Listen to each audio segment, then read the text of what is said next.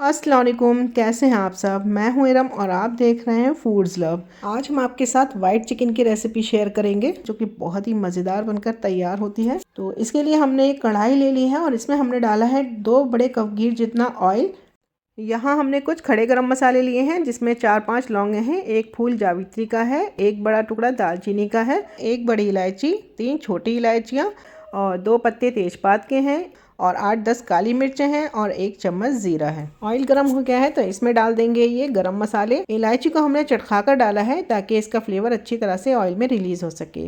अब मसाले क्रैकल हो गए हैं तो हम इसमें ऐड कर देते हैं ये बारीक कटी हुई प्याज। आप चाहें तो प्याज को कद्दूकस करके भी डाल सकते हैं, लेकिन प्याज का पेस्ट नहीं डालना है।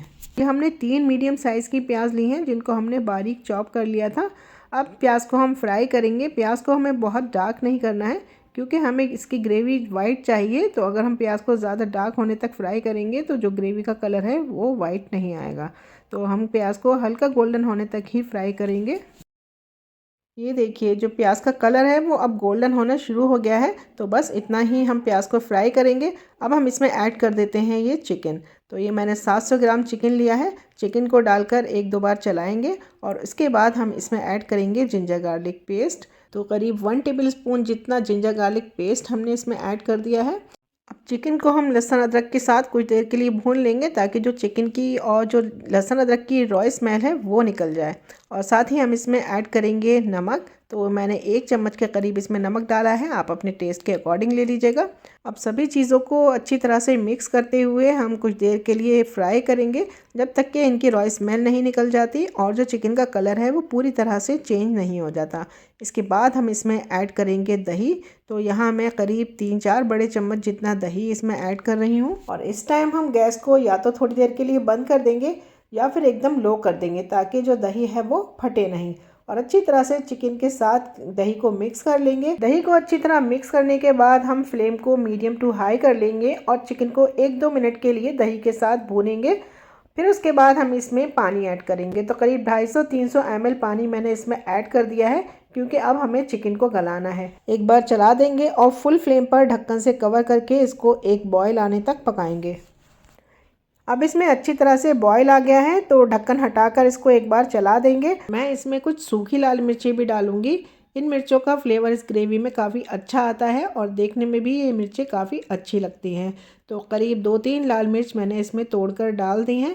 अब हम गैस की फ्लेम को लो कर देंगे और ढक्कन से कवर करके इसको लो फ्लेम पर करीब 10 से 12 मिनट तक पका लेंगे, या तब तक पका लेंगे जब तक कि चिकन अच्छी तरह से टेंडर नहीं हो जाता।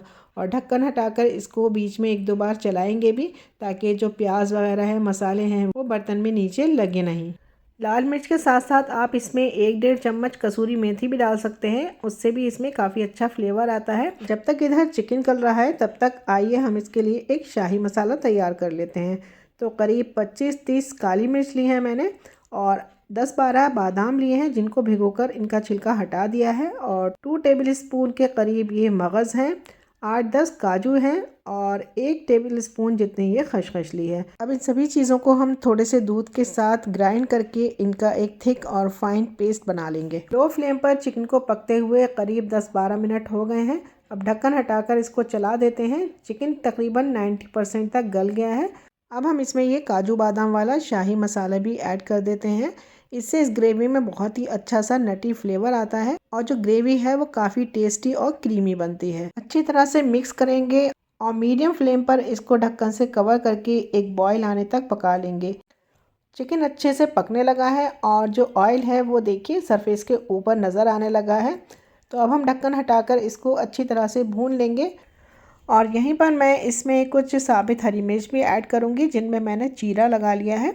इन मिर्चों का फ्लेवर भी इस ग्रेवी में बहुत अच्छा आता है, लेकिन ये पूरी तरह से ऑप्शनल है, आप चाहें तो इन्हें स्किप भी कर सकते हैं। अब फ्लेम को हम हाई करेंगे और हाई फ्लेम पर इसको ऑयल सेपरेट होने तक भून लेंगे। ये देखिए सरफेस पर ऑयल दिखने लगा है। आप इसको ऐसे भी सर्व कर सकते हैं, पर मुझे इसकी कंसिस्टेंसी अपने हिसाब से थोड़ी ज़्यादा गाढ़ी लग रही है, तो मैंने इसमें करीब आधा कप पानी ऐड कर दिया है। अब फुल फ्लेम पर इसको एक बॉईल आने तक ढककर पकाएंगे ताकि जो पानी है उसका कच्चापन ना रहे। उसके बाद फिर गैस को लो कर देंगे और सिम पर पकाएंगे 2 मिनट के लिए, ताकि ऑयल अच्छी तरह से सरफेस पर आ जाए। तो इसी तरह की मज़ेदार और शानदार रेसिपीज़ को फ्री में पाने के लिए हमारे चैनल को सब्सक्राइब करके नोटिफिकेशन बेल को ऑन कर लीजिए, ताकि हम अपने चैनल पर जब भी कोई नई वीडियो अपलोड करें तो उसका नोटिफिकेशन आपको यूट्यूब की तरफ से फ्री में और सबसे पहले मिल सके। रेसिपी अच्छी लगी हो तो हमारी हौसला अफजाई के लिए वीडियो को लाइक करके एक प्यारा सा कमेंट लिख दीजिए। तो अब इजाज़त दीजिए, चलती हूँ। इंशाल्लाह फिर मिलेंगे एक और मज़ेदार रेसिपी के साथ। तब तक अपना अच्छी तरह से ख्याल रखिए और दुआओं में हमें याद रखिए। अल्लाह हाफिज़।